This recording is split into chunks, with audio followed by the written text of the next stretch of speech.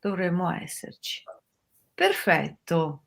Allora, noi siamo in diretta, almeno così ci dice il sistema metrico decimale che stiamo utilizzando e c'è StreamYard. Buonasera a tutte le amiche e agli amici del Cantiere delle Donne che ci stanno seguendo e che, appunto, seguiranno con noi la presentazione di un libro. La cosa strana è che, appunto, noi stiamo dando il benvenuto a Francesca Visentin, che è giornalista del Corriere del Veneto e che ringraziamo. Ciao Benvenuta, Francesca. benvenuta Francesca, grazie. Ciao a tutti, grazie.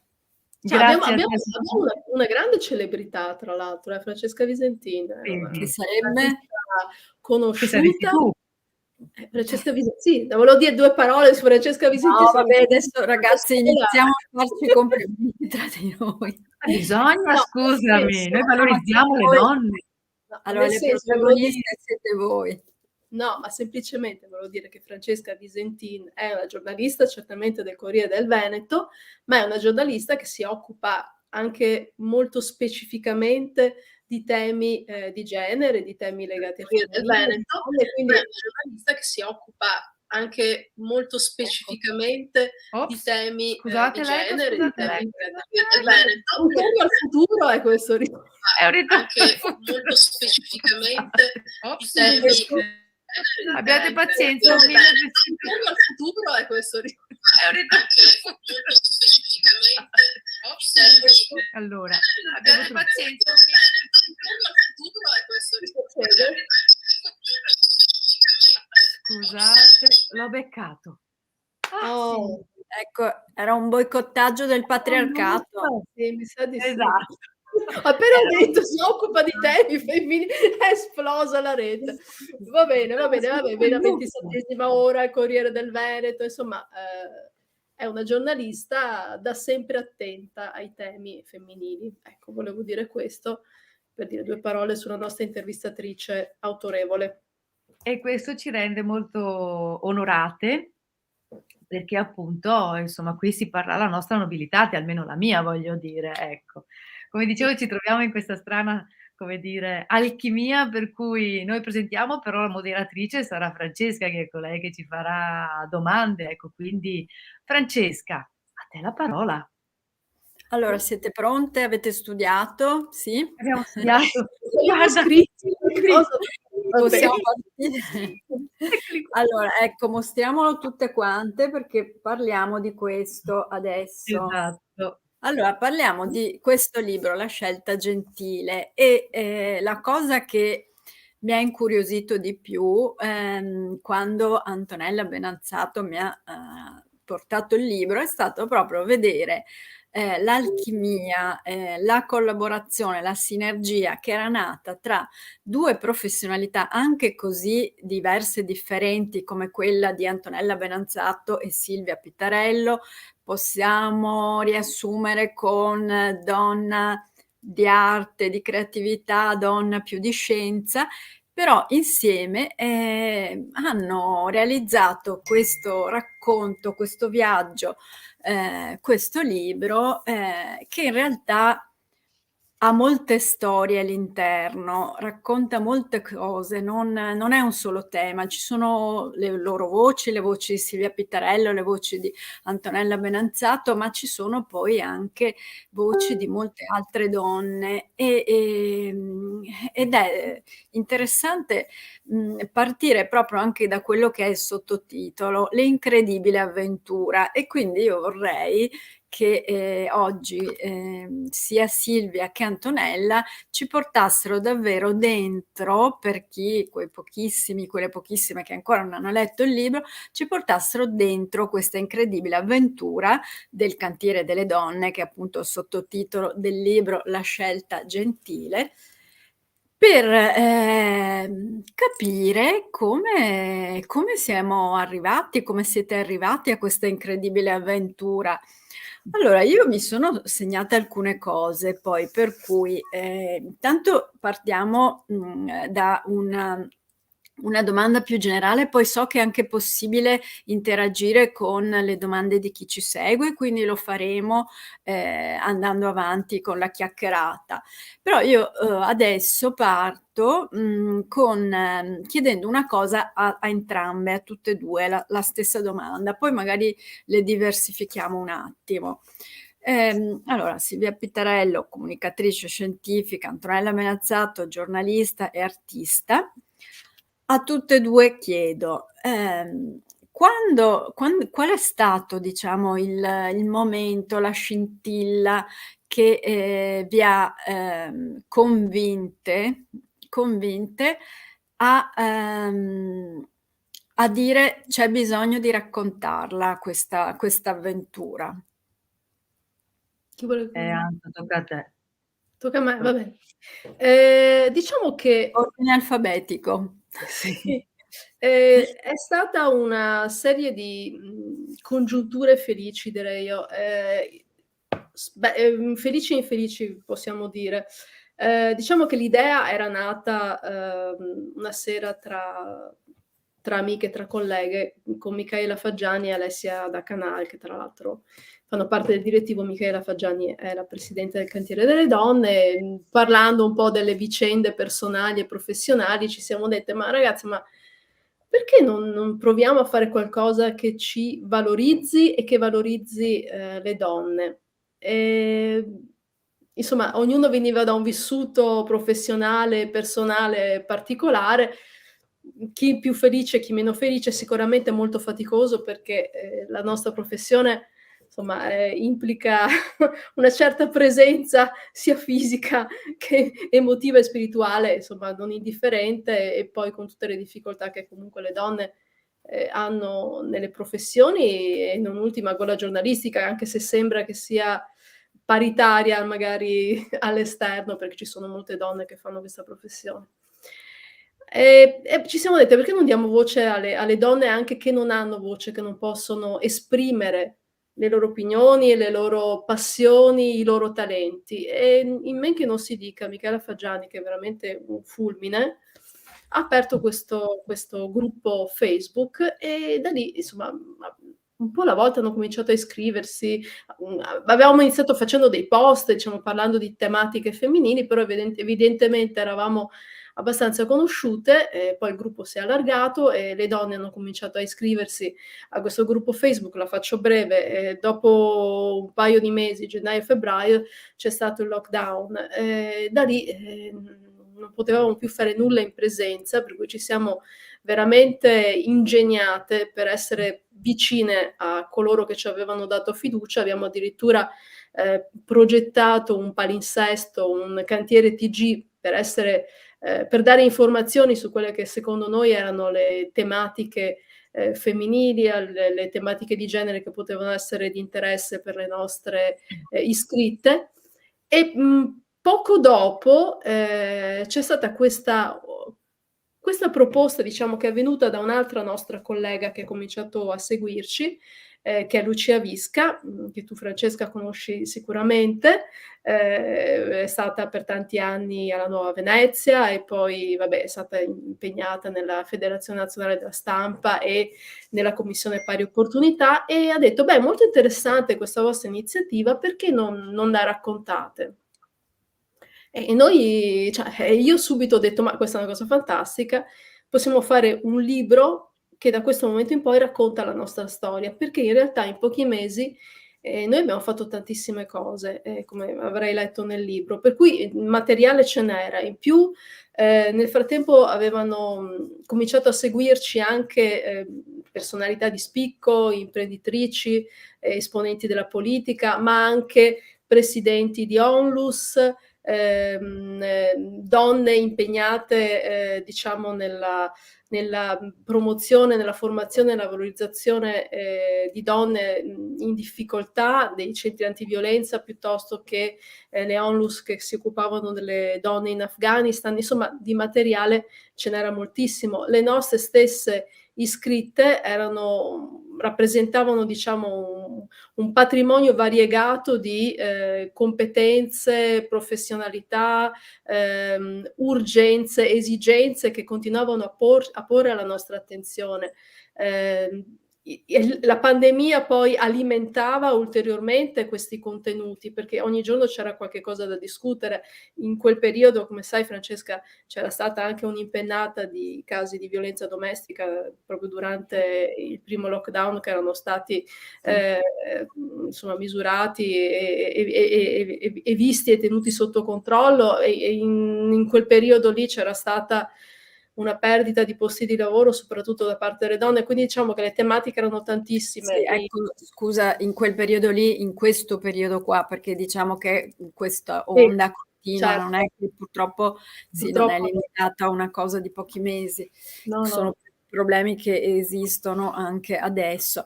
Quindi esatto. ecco, la sinergia è stata proprio il nodo del progetto ed è stata anche, ed è molto presente anche nel libro, perché nonostante questo libro sia stato scritto da voi due, però è un libro in cui c'è molto dentro, c'è molto anche per quanto riguarda le voci e i contributi anche di altri, vero Silvia?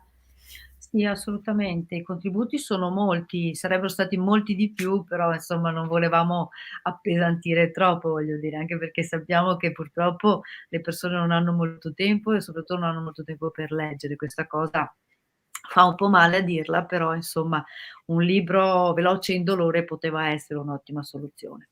Noi abbiamo creato tutta una serie di quadri, perché quadri di vite, di persone, più note, meno note, perché dare voce e far sì che le persone ci mettano la faccia è in qualche modo un secondo nostro motivo di vanto, un altro motto, se possiamo dire, oltre alla rivoluzione gentile. Quindi noi, nel libro, come però nel nostro agire, no, del cantiere, abbiamo dato voce a persone creando appunto tutta una serie di tessere di un puzzle che lentamente si è costruito, ha reso questa specie di questo gruppo una specie di leviatano, ma un bel leviatano, un positivo, un unico essere fatto di tanti esseri e di tutte le loro storie. Ma la cosa interessante è che, l'esigenza di scrivere, perché in effetti è un po' singolare, no, cioè avete cominciato 1 anno e mezzo fa e subito si scrive.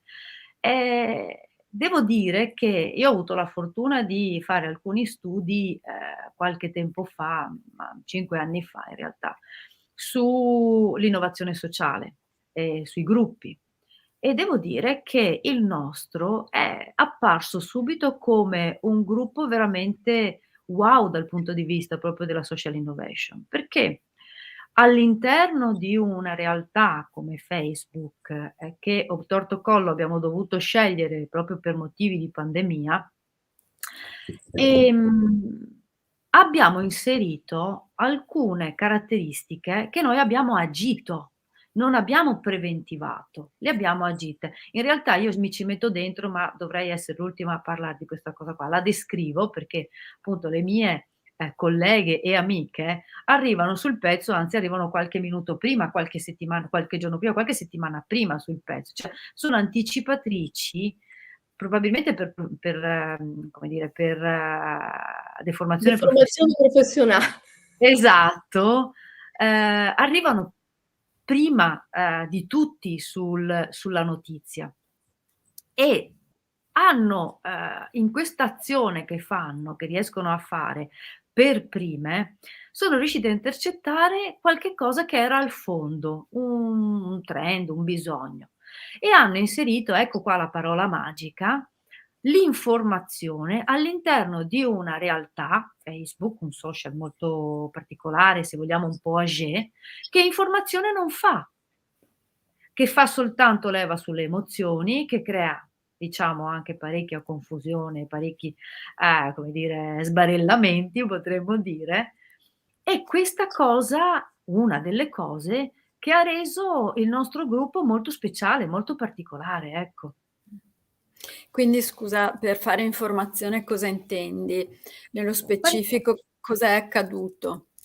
È accaduto che noi, beh, in un momento molto particolare come quello del lockdown, e come raccontava bene prima, Antonella, e cioè, ci siamo dette: "Come possiamo, continuare a fare quello che avevamo iniziato a gennaio, un mese prima che entrassimo in lockdown, insomma, un mese e mezzo prima che entrassimo in lockdown, come possiamo fare a continuare a farlo in una realtà, cioè un social, che non è certo, un luogo particolarmente felice, insomma, per fare attività che solitamente avrebbero senso se fatte offline, no, nella vita reale. E invece il fatto di aver inaugurato, per esempio, le nostre attività con un TG settimanale, l'aver fatto, come dire, aver avuto la pressione di stare vicine alle persone che ormai erano, rimaste chiuse, in solitudine oppure in difficoltà perché subissate, soprattutto le donne, dal peso di un mestiere che hanno dovuto portarsi a casa, di una maternità che hanno dovuto comunque, continuare a seguire, da una cura per appunto per la famiglia che hanno comunque dovuto, portare avanti. Momenti di scoramento lo sappiamo, ce ne sono stati tanti. E noi però eravamo lì. Senti, nel libro scrivete, è anche il titoletto di un capitolo, "La leadership è fluida", e questo mi sembra anche una, definizione, un principio che è molto presente, proprio nella costituzione del Cantiere delle Donne. Che cosa significa questo per voi? La leadership fluida la intendiamo come leadership diffusa, nel senso che la nostra volevo prima precisare che stavo finendo il discorso. Lucia Visca è, l'editrice del nostro libro, perché dopo, quando è andata in pensione, ha fondato questa casa editrice che si chiama All Around, quindi lì nasce il discorso del libro. Comunque, tornando alla leadership, è una leadership diffusa perché il nostro motto, diciamo, il nostro payoff fin dall'inizio è stato quello della gentilezza, della rivoluzione gentile, e infatti il titolo del libro è La scelta gentile, quindi la capacità delle donne di poter affermare la propria leadership senza, la modalità, diciamo, maschile, così verticalistica, gerarchica e aggressiva. La nostra leadership vuole essere una leadership orizzontale e anche interscambiabile, cioè non che ci sia un capo e gli altri sotto, ma qualcosa che si diffonde e, come nei vasi comunicanti, si confonde e si mischia. Quindi, nessuno, almeno nella nostra visione, nel nostro gruppo, nessuno fa un'affermazione che non possa essere discussa o non ha o ha un ruolo che non possa essere intercambiabile con un altro. Il nostro concetto di leadership è un concetto di leadership, ma poi lo spiegherà anche meglio Silvia, molto femminile, cioè molto accogliente, molto in ascolto e non giudicante, Esatto. e soprattutto non aggressiva. Quindi è questo forse il messaggio che abbiamo voluto dare fin dall'inizio e che probabilmente è anche stato colto dalle persone che hanno iniziato a seguirci. Proprio questa prossimità forse è stata anche, noi avevamo donne che seguivano i nostri webinar mentre erano, non so, in cucina, che cucinavano e allo stesso tempo interagivano. Quindi c'era anche questa nuova modalità, questo nuovo linguaggio. Diciamo che, ehm, molte delle donne erano abituate magari a vedere alcune di noi in televisione, oppure in contesti ovviamente professionali, dove il nostro ruolo implicava un determinato atteggiamento, un determinato comportamento. In quella dimensione noi eravamo diventate un po', diciamo, le amiche della porta accanto, pur essendo sempre delle giornaliste che, facevano informazione e comunque cercavano di tenere aggiornate le nostre iscritte, le donne che ci seguivano giorno per giorno. Cioè è cambiato, come dire, l'approccio e la modalità rispetto a quella che è sempre stata considerata, diciamo, tra virgolette, "normale", cioè del giornalista che fa il lavoro, che informa, che però si mantiene distante. Questa distanza era un po' stata accorciata dalla situazione di emergenza e dal dialogo che noi avevamo anche con, personalità e istituzioni, molto informale, molto veloce, molto spontaneo. Probabilmente anche questo. Poi Silvia magari spiegherà più nel dettaglio tecnicamente questo questo approccio specifico. Sì, volevo Mi aggiungere sembra soltanto che appunto, leadership diffusa, esattamente come ha detto Antonella, ma anche il concetto di win-win che è importantissimo. Nel senso che contrariamente a certe modalità di tipo competitivo, che anche dal punto di vista, diciamo, scientifico, connaturato alle donne, non è proprio delle donne la competizione, ma piuttosto la collaborazione come certi, studi mostrano. Ebbene, il concetto di win-win è un'altra, alchimia che rende il nostro cantiere molto particolare. Perché? Perché tolta, appunto la competizione, resta la collaborazione, resta il fatto che tutte sappiamo che, se io faccio qualche cosa per te, vinco io, ma vinci anche tu, okay? Non è che se la faccio io sono io che entro in appunto divento io l'influencer. No, lo siamo insieme, okay? Perché come per esempio è successo quella volta in cui poi Antonella, no, ha portato e ha dato voce al cantiere, davanti a Zaia sulla questione delle problematiche appunto delle donne, dei bambini e dei ragazzini in DAD. Quella è stata una cosa bellissima che è nata dal basso, è nata da un gruppo di donne, madri, come dire, subissate di lavoro e preoccupate per la vita sociale assente dei loro figli e han detto: bisogna che portiamo all'attenzione delle autorità, okay, della politica questo tema." Detto fatto, ma proprio detto fatto, non c'è neanche cioè non abbiamo neanche, espresso un pensiero, l'abbiamo fatto. E tipo 2 giorni dopo, alla prima conferenza stampa, siamo uscite con questa richiesta. Zaia è rimasto estremamente, come dire, colpito, spiazzato, ha detto: "Aspetta, dobbiamo cavalcarla questa cosa." Abbiamo vinto noi, abbiamo vinto tutte. Ecco, in questo, rientra anche un altro punto che è spiegato bene nel libro, ma che, fa proprio parte, mi sembra di capire, di questo modo di procedere e anche di organizzarvi, che è quello dell'ascolto empatico, che mi sembra direttamente collegato poi al punto precedente della leadership fluida.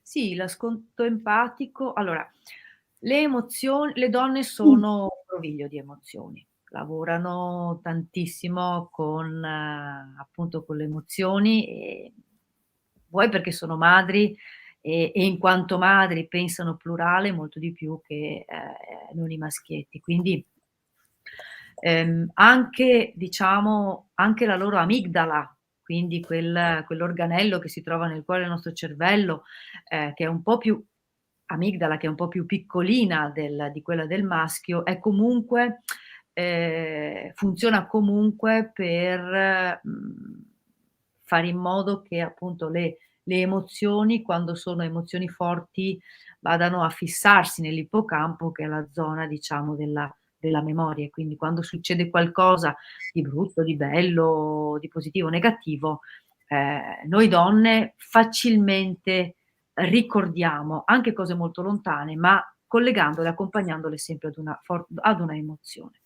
Quindi per noi ascolto empatico appunto è qualcosa di connaturato, è qualcosa di normale. Sarà perché appunto siamo abituati ad ascoltare i nostri figli o potenzialmente siamo abituate a farlo.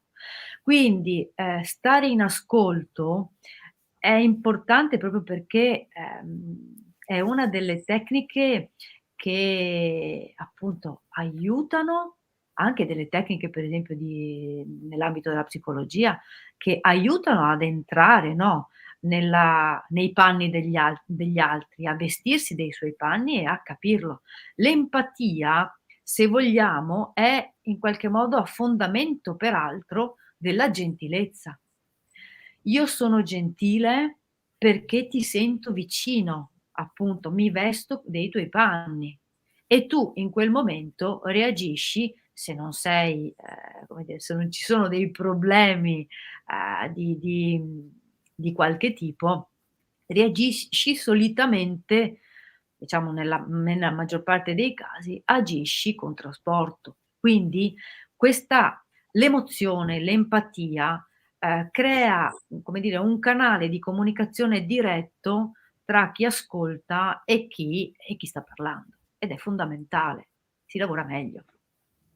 Sì, tra l'altro questa era anche una modalità, che abbiamo voluto esplorare anche per, togliere sempre quel retropensiero per cui tra donne non si possa fare squadra, non si possa arrivare compatte alla meta, no, che è uno dei must del divide et impera dei maschi, quando c'è una situazione in cui ci sono delle donne che possono stare insieme, lavorare insieme in maniera in concordia, in empatia, in ascolto e in gentilezza, normalmente si tende a separarle perché, possono diventare un ostacolo. E quindi noi, diciamo nel nostro piccolo, abbiamo voluto sfatare questo mito delle donne che non vanno d'accordo. Chiaramente come in tutte le dimensioni collettive e corali, è chiaro che le discussioni non mancano, le discussioni ci devono essere Sono anche anche perché belle è accese. normale. Sì, Però, il ritornello che diciamolo che è uno stereotipo, quindi, no, sì, questo è uno è un altro stereotipo. degli stereotipi, sì, che vanno Qualsiasi gruppo di persone, basta che siano più di 2 o forse anche soltanto 2 e comunque, è inevitabile donne o uomini o esattamente. altri comunque insomma, qualsiasi siano, cioè le discussioni non esiste la questione, le donne non vanno d'accordo, gli uomini fanno squadra. Ecco, appunto, Esatto, quindi questi luoghi diciamola questa cosa di perché questi luoghi comuni ci siamo riempite le orecchie, abbiamo Esatto. anche voluto, voglio ripeto, nella nostra esperienza, dare prova che questo non è vero, che invece tra donne ci può essere molta solidarietà, molta stima, molto rispetto e soprattutto si può arrivare insieme a degli obiettivi, si possono raggiungere, è possibile. Credo che nel libro, Francesca, come avrai visto, noi raccontiamo tante storie di tante donne, anche storie drammatiche per certi sì, aspetti. Abbiamo infatti trattato il tema del caregiving che, insomma è un tema molto, molto forte. La testimonianza ce l'ha resa anche nel corso di un webinar, oltre che nel libro Elena Improta. Tra l'altro eravamo insieme a Silvia quella volta e abbiamo fatto questa intervista.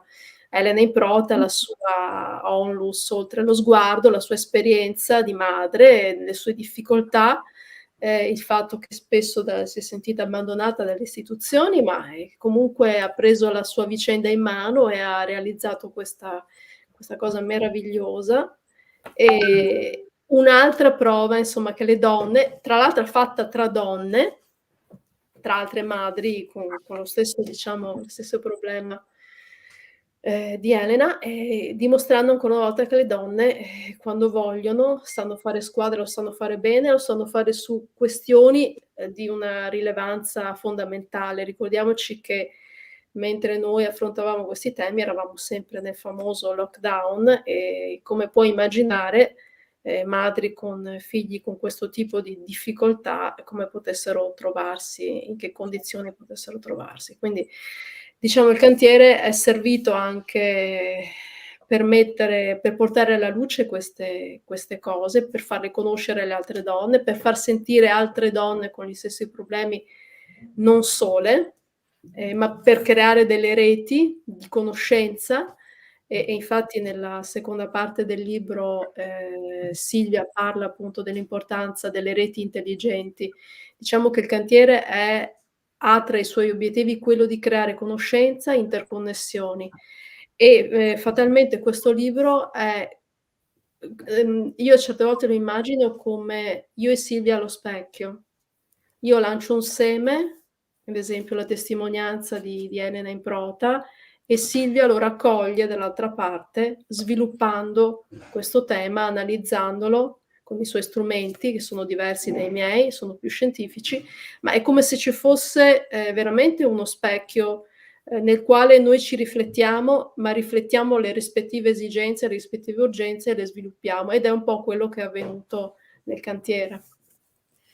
Sì, e sulle testimonianze poi, sulle storie, riprendiamo magari, dopo, perché volevo riallacciarmi invece a quello che era stato detto, al coinvolgimento di Zaia, perché, anche nel libro lo scrivete, poi tra l'altro questo è stato anche, io ho seguito un po' fonte di dibattito, anche di qualche critica.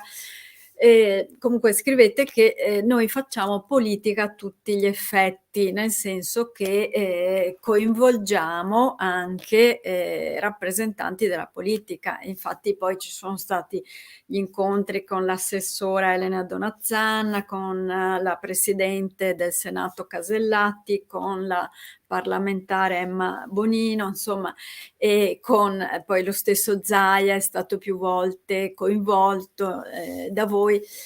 Ecco, questo magari non è piaciuto proprio a tutte. Ho visto che insomma spesso c'è stato qualcuna che non ha gradito, però voi spiegate invece nel libro perché l'avete fatto. Sì, diciamo che il momento, ripeto, era un momento particolare di emergenza e noi sentivamo l'urgenza, l'importanza di coinvolgere le istituzioni ad affrontare e a discutere con noi determinate tematiche, come per esempio è stata quella dei ragazzi in DAD, dei disagi psicologici che stavano vivendo rimanendo a casa. C'erano le madri che ci dicevano: mia figlia sta ingrassando, rimane continuamente in camera, chiuso in camera in pigiama tutto il giorno, non sappiamo più cosa fare, non sappiamo più. E allora noi giornaliste e anche forse un po', come dire, tirate, abbiamo detto: beh, insomma, cerchiamo di utilizzare il nostro ruolo per coinvolgere nella discussione gli esponenti politici. Lo abbiamo fatto, abbiamo cercato di coinvolgere, diciamo, un po' tutti gli schieramenti, il più possibile, anche secondo le loro disponibilità. Certamente noi abbiamo cercato tutti e abbiamo posto il tema, abbiamo consegnato questa urgenza, tra l'altro coinvolgendo nello stesso collegamento le stesse donne che facevano le domande. Per esempio con la Donazzan c'erano donne che chiedevano direttamente a lei, quindi senza la nostra mediazione. La nostra mediazione c'è stata nel coinvolgere, perché ovviamente essendo giornaliste, essendo conosciute, avevamo più facilità ad avvicinare, ma poi le questioni venivano poste anche direttamente dalle persone. Quindi diciamo sia stata una modalità che probabilmente a qualcuno è piaciuta e a qualcun altro no, ma noi in quel momento abbiamo sentito che potevamo avere un ruolo, potevamo renderci anche utili in questo modo. Però anche in questo caso, scusa, mi sembra che ci sia stata molta accoglienza anche per chi la pensava in modo diverso. Sì, assolutamente. Noi non abbiamo mai, come dire, selezionato in base al gradimento e chiaramente abbiamo anche svolto un ruolo, diciamo, di arbitro e di amministratore del nostro gruppo, quando invece i toni trascendevano, perché ovviamente essendo il nostro motto la rivoluzione gentile e la gentilezza, tutte le cose si possono dire con un linguaggio rispettoso, per cui se qualcuno dice noi non siamo d'accordo con il coinvolgimento di Zaia piuttosto che degli assessori, piuttosto che per noi era assolutamente legittimo che fosse detto, semplicemente noi rispondevamo che in quel momento ci sembrava opportuno. Dopo ovviamente ci sono state anche persone che hanno trasceso, ma poi abbiamo anche noi un codice etico e di comportamento, e per cui abbiamo fatto quello che fa qualsiasi amministratore di pagina. Vero Silvia? Ma sì, assolutamente, anche perché, comunque ci vuole un minimo appunto di leadership, non di autorità, voglio Beh, dire, ma non nel è una senso parolaccia la leadership, no, assolutamente, quindi assolutamente, no, sì. assolutamente. Basta che non si passi all'essere boss, che è ben diverso, perché la leadership ha il leader ha visione, il boss no, comanda e basta. Fasso Sì, mi, allora il comando. boss è una parola alla fine soltanto, nel senso bisogna vedere come viene messo in pratica il Certo, ruolo. questo assolutamente. è, come dicevi tu, l'importante è l'autorevolezza, non l'autoritarismo. Avevi accennato Esatto. prima. Il tema è che molto spesso le 2 parole vengono confuse e di solito, diciamo, a scapito della leadership, del leader che invece è Sì.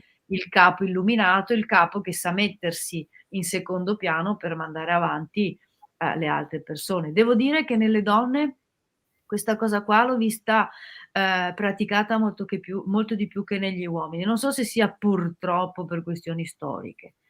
Purtroppo siamo sempre quelle che fanno un passo indietro rispetto a, cosa che non si vuole più sentire assolutamente. Però, credo che, al di là appunto di questo che comunque è uno stereotipo anche questo, insomma, ci sia la grande verità che la donna sa quando è il momento di mandare avanti i propri cuccioli, diremmo così, no, e quindi sa quando è il momento di lasciare andare avanti. Poi purtroppo gli esempi che noi abbiamo sono di leader, o più o meno autorevoli o autoritari, sono sempre maschili e quindi noi ci siamo in qualche modo E adeguate, su no? questo mi ha colpito perché poi Mh. l'avete anche riportato e scritto nel libro, l'intervento di Emma Bonino in cui lei aveva detto che, quello che accomuna tutte le donne, diverse magari per professione, per carattere così, comunque è l'esclusione dai posti di responsabilità che è trasversale a qualsiasi lavoro, a qualsiasi ambiente. Sì, Eh sì. sì.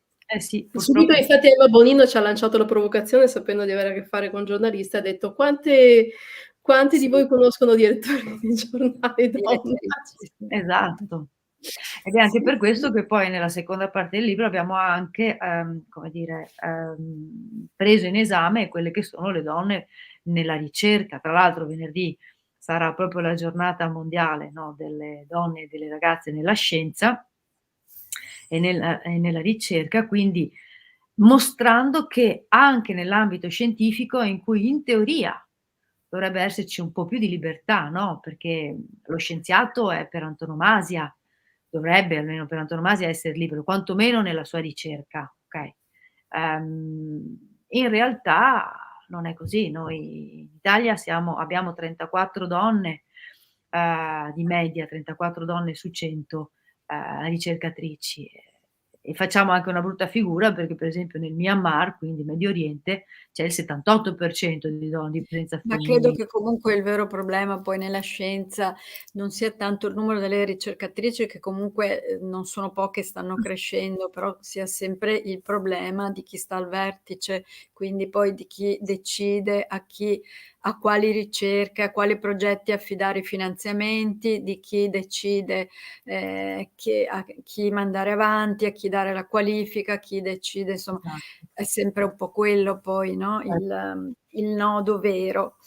cer Volevo invece tornare un attimo dicevamo alle le storie, le voci di altre donne. Elena Improta, citata da Antonella Benanzato, una storia molto importante che ha ampio spazio nel libro, poi ci sono gli interventi di Donatella Gasperi, di Patrizia Zantedeschi, di Tiziana Lippiello, che tra l'altro è una rettrice eccezionale e anche, rettrice dell'Università di Venezia e tra l'altro disponibilissima. Cioè non so se avete notato anche voi questa cosa. Sì, sì, sì, Tutte disponibilissima brave, tutte assolutamente. brave. Però Sì. rispetto alla rettrice dell'Università di Padova, diciamo che forse è un po' meno si spende un pochino meno in prima persona rispetto alla rettrice Lippiello, che invece incredibilmente lei davvero riesce a dare risposta a tutte. Questo ci tengo a sottolinearlo perché secondo me è molto importante. Cioè il cambiamento alla fine nasce anche da questo, cambiamento vero. Sì, Non sì, basta certo. soltanto un ruolo, una carica, ma anche il metodo poi. Il No, metodo assolutamente. Guarda, dura il discorso rettrice di Ca' Foscari, è arrivato perché è stata la prima, sì. rettrice donna, quindi, subito stavamo scrivendo il libro. Poi il libro si è chiuso, ed è arrivata anche Padova, quindi è stato anche se no probabilmente avremmo intervistato anche anche Padova, però è arrivata prima a Venezia e quindi ci siamo precipitate ed è stata di una disponibilità incredibile. Eh sì, ma infatti ma È stato questa come è una parlare. qualità rara anche tra le donne al vertice, bisogna dirlo. Sì, ma tra l'altro, Lippiello, sinologa, ha raccontato con una semplicità e con una, spontaneità il suo percorso, no, per arrivare dove è arrivato, anche i sacrifici, le figlie che doveva seguire da lontano, quindi è stata veramente un incontro da cantiere, devo dirti la verità. A proposito parlavamo di questa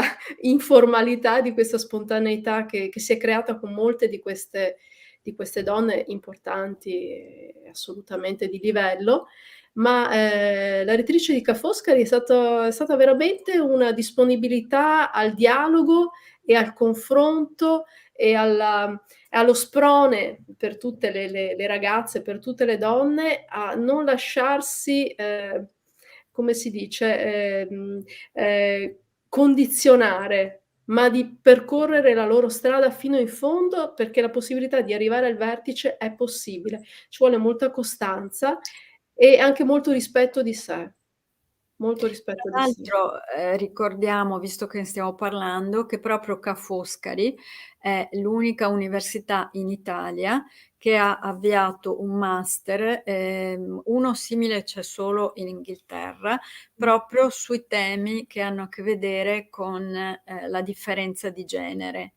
Ed è, tra l'altro un master veramente non solo unico come insegnanti e come temi e come approfondimento, però direi rivoluzionario perché non esistono altri di questo tipo ed è in questo momento è uno dei principali in Europa insieme all'Inghilterra, quindi è una cosa molto importante e si possono iscrivere tutti, nel senso non ci sono limiti di età, non è soltanto per studentesse e studenti, quindi insomma è importante per qualsiasi professione anche come competenza Quindi specifica. all'avanguardia proprio Sì. Per chi entrando. lavora nella comunicazione io credo che sarebbe quasi doveroso, però in generale, in tanti ambiti, molti addirittura, vengono dalla moda, proprio perché anche il concetto di moda sta cambiando moltissimo, anche proprio, seguendo questo tipo di cultura diversa insomma,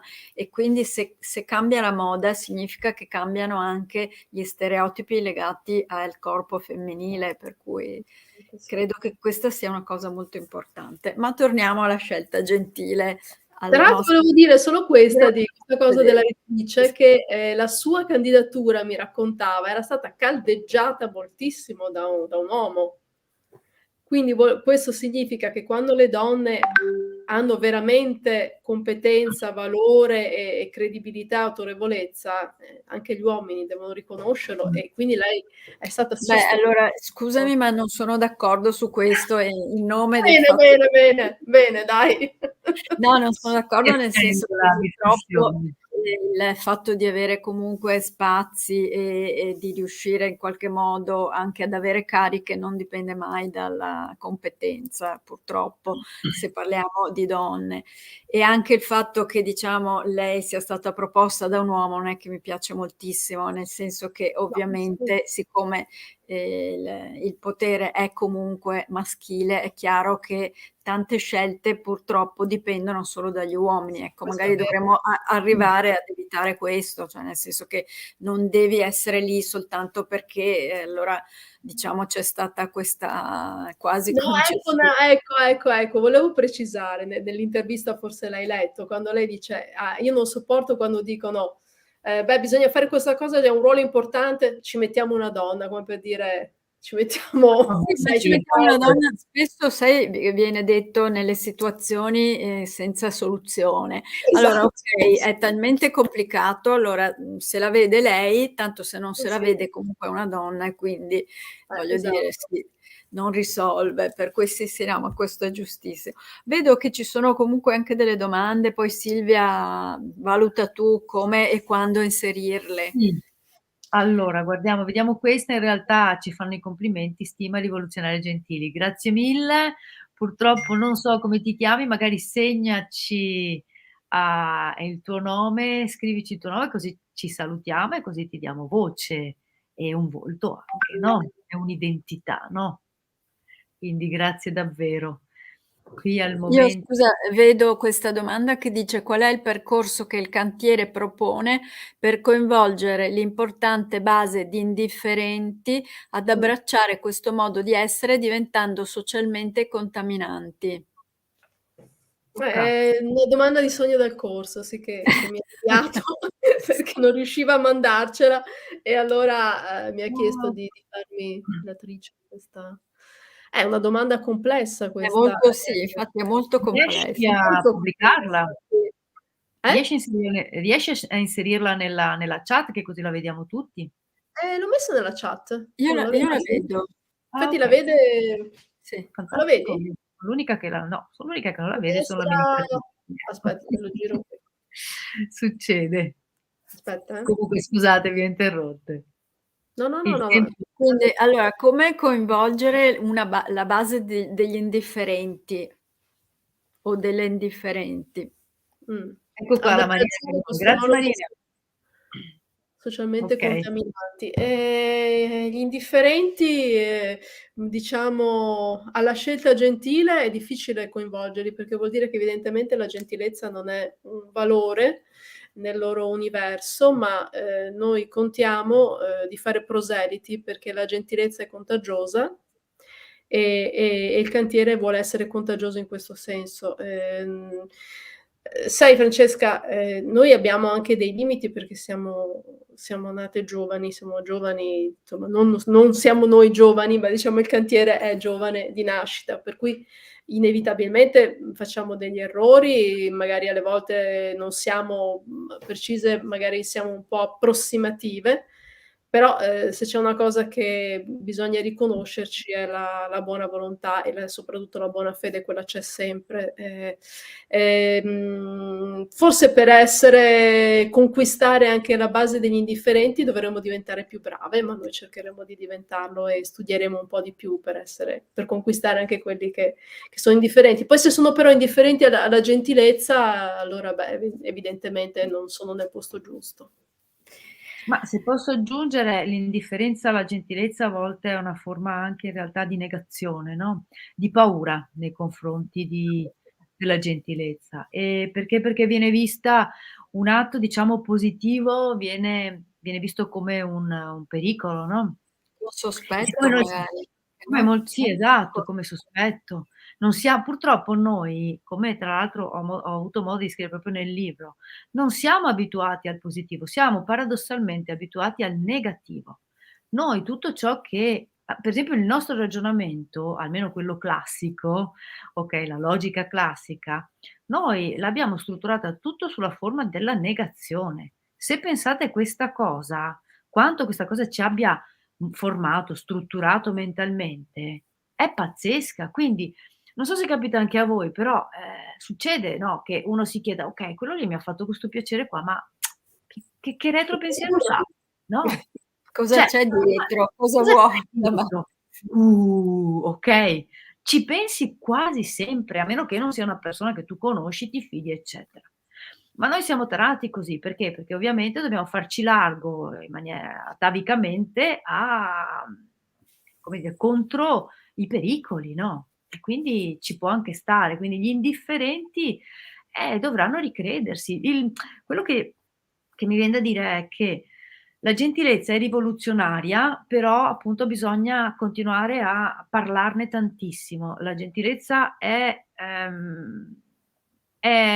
un'arma bella, ma è un'arma che ha bisogno di tanto tempo. È un'arma che non ferisce, fa solo del bene, anzi rende felici, come dicono certi studi, ma ha bisogno di tempo e secondo me vale la pena, Sì, spenderci qualche tempo in più per potere, no, probabilmente la gentilezza ha tempi di sedimentazione un po' più eh sì, lunghi, eh sì, ma noi abbiamo tutto il tempo, perché per noi assolutamente. lo spazio-tempo non esiste, per cui stiamo già Ah beh, seminando, anche grazie esatto. al tuo intervento. Esatto, Allora, la esatto. scelta gentile, io lo faccio vedere ancora perché poi È bellissima la copertina anche. Assolutamente, questa è merito della nostra Antonella, la nostra creativa Diciamo, mannaggia, perché diciamo. è un altro filtro, non si vede. Antonella Benanzato, cosa vorresti che questo libro, La scelta gentile, lasciasse in chi lo legge?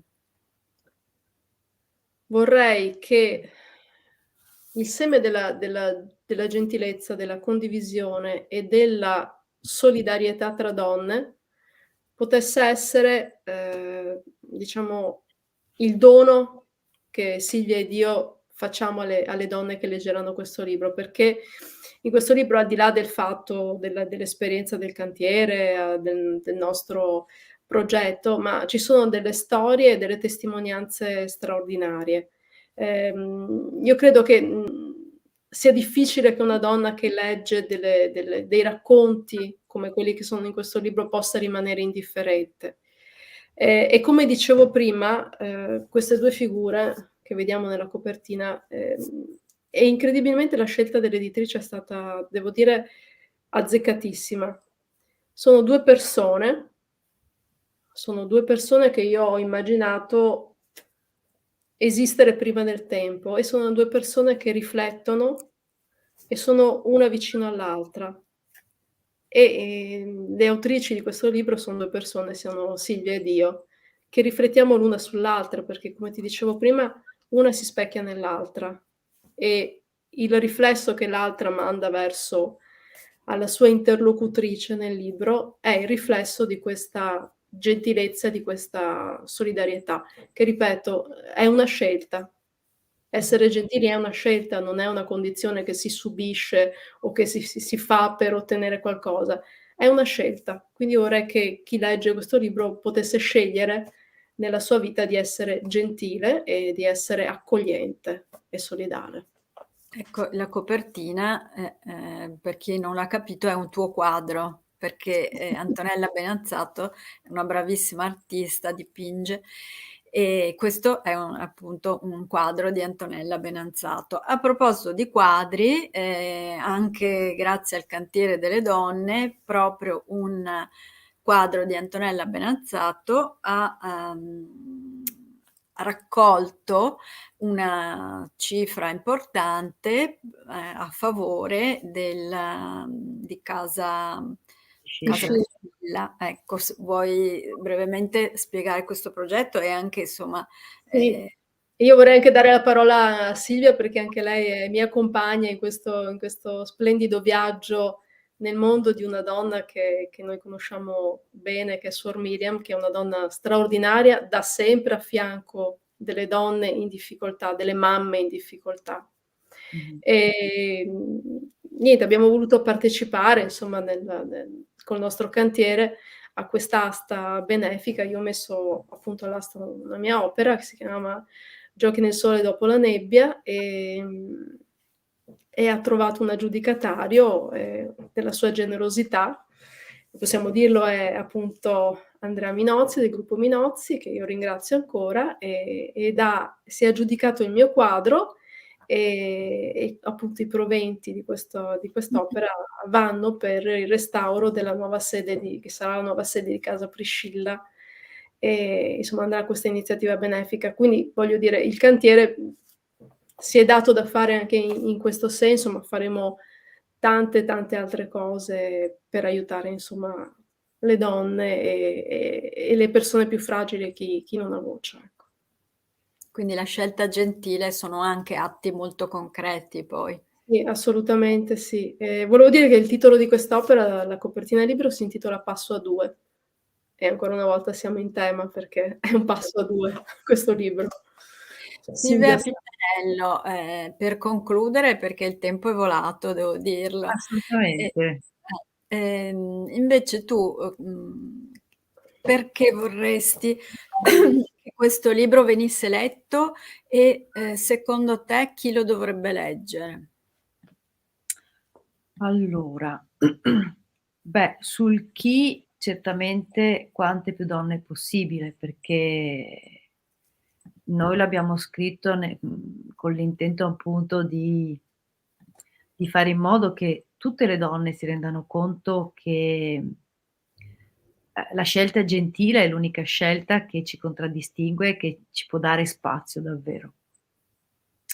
E poi perché noi donne, che purtroppo soffriamo moltissimo di poca autostima, abbiamo bisogno di leggere storie belle, anche crude, anche dure, ma abbiamo bisogno di fare quell'operazione di mimesi, o mimesi che dir si voglia, che ci fa tanto bene al cuore. Abbiamo bisogno di tanti TED, ecco, per capirci, no, abbiamo bisogno di prendere esempio. E quindi secondo me, ecco, più gente legge, più probabilmente, persone riescono a trovare motivazione ad andare avanti, motivazione a raccontarsi, idee che poi magari vengono a chiederci di esprimere, ecco, perché questo sarebbe bello, no, mi piacerebbe che domani arrivassero tante, tante richieste di: "Dai, fammi raccontar la mia storia perché è una bella storia". Io amo tanto le storie, non le storione delle che poi vabbè, quello è un pesce, vabbè, le storie di di donne. Ma sono tutte storione poi alla fine. Esatto, esatto, anche le più piccole, ma le più piccole è la cosa pazzesca, sono le più belle in assoluto perché primo non te lo aspetti, secondo perché sai per certo che sono storie vere, sono storie di vita vissuta veramente ed è questo il bello, no, ed è che ha tutto un portato emotivo che il grande influencer, la grande attrice, eccetera, ma sì, forse c'ha, ma magari è tutto risultato in un costrutto. Adesso per carità, sto facendo la dietrologa, ma non importa, concedetemelo.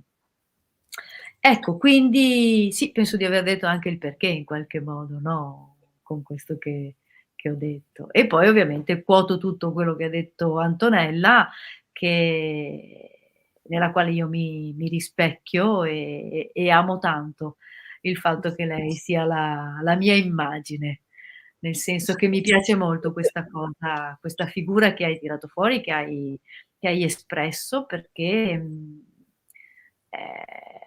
questa figura dello specchiarsi è a parte che è una bellissima figura dell'antichità, che risale alla Grecia antica, il no, Dioniso che si specchia e specchiandosi vede il mondo, quindi non è una banalità. E non è uno specchio narcisistico, ecco, è uno specchio No. No, non è costruttivo. uno specchio narcisistico, anche se ci sta, sai, per carità.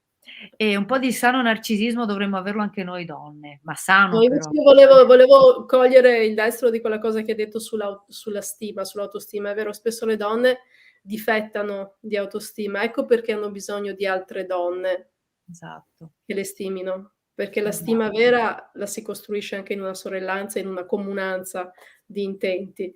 Io credo che, alle volte mi addolora molto, per esempio, quando vedo donne disprezzare altre donne. mh, Perché le donne non hanno bisogno di essere disprezzate, sono già abbastanza, mh, penalizzate in tante cose, per cui il disprezzo di un'altra donna diventa veramente doloroso da sì, subire, molto più di qualsiasi, altro disprezzo di altro genere, diciamo. E sentirsi disprezzate da dallo stesso genere, diventa veramente, una solitudine, pesantissima da portare. E questo mi è capitato di osservarlo anche in alcune testimonianze che ho riportato nel libro, e una delle testimonianze più belle, forse che è diventata attualità mentre scrivevamo il libro, Silvia, era agosto, quando ovviamente i talebani hanno ripreso il possesso dell'Afghanistan, è stato proprio con le ragazze, che avevamo intervistato, le ragazze, di Nove Onlus, di Kabul, e quanto invece il loro stimarsi e il loro rispettarsi abbia contribuito a farle emancipare da una situazione, veramente disperata e drammatica, che è quella che vivevano come donne nel loro paese. Quindi, cerchiamo di rispettarci magari un po' di più tra donne e non disprezzarci, perché il disprezzo aleggia già abbastanza pesante intorno a noi e non abbiamo bisogno di appesantire ulteriormente questa cosa. Questo è il sì, mio sì. punto di vista. Grazie Silvia Pittarello, grazie Antonella Benazzato, credo che gli Francesca. spunti siano tanti e insomma c'è modo di approfondire ma anche di lasciarci poi continuando a pensare ad alcune cose che sono state accennate che credo che abbiano comunque sedimentato qualcosa anche che ognuno poi può portarsi e sviluppare insomma anche così per conto proprio. Il libro dove si può trovare? Beh, si Si può trova in trovare tutte le librerie, esatto, è disponibile anche online, sia l'acquisto della modalità cartacea, insomma il classico libro tridimensionale, altrimenti c'è il libro bidimensionale, l'ebook che si può comprare. Se volete, anzi faccio un piccolo spot, purtroppo il firmacopie non lo si può fare, almeno immediatamente, però se volete potete scriverci sia sulla nostra pagina, sul gruppo o anche personalmente, insomma noi siamo lì, siamo su Facebook, ci diamo appuntamento e vi passiamo il libro, costa 15 € e ve lo firmiamo, okay? E in que aspettando momenti migliori in cui possa uscire arriveranno. esatto. Arriveranno, arriveranno. Sì, e Esa adesso poi aspettiamo anche la seconda puntata perché di storie ce ne sono sempre tante da aggiungere, Sì, immagino. assolutamente sì, e Sì, sempre di più assolutamente. speriamo. E speriamo Poi che lo facciano le nostre colleghe, perché appunto noi vabbè sì, siamo rappresentanti del groupon di base, e cioè appunto delle 7 fondatrici, co-founder del cantiere. 7 Però colori del cantiere, hai visto, no, Francesca? Sono 7 colori, Sì, come 7 esatto, note, e quindi esatto. Siamo le note di uno grazie. spartito che funziona bene. Grazie a Francesca Visentì. Grazie, Grazie ehm, infinite. e a prestissimo e grazie a chi ci ha seguito. Grazie, buona serata. A tutte, grazie. Grazie.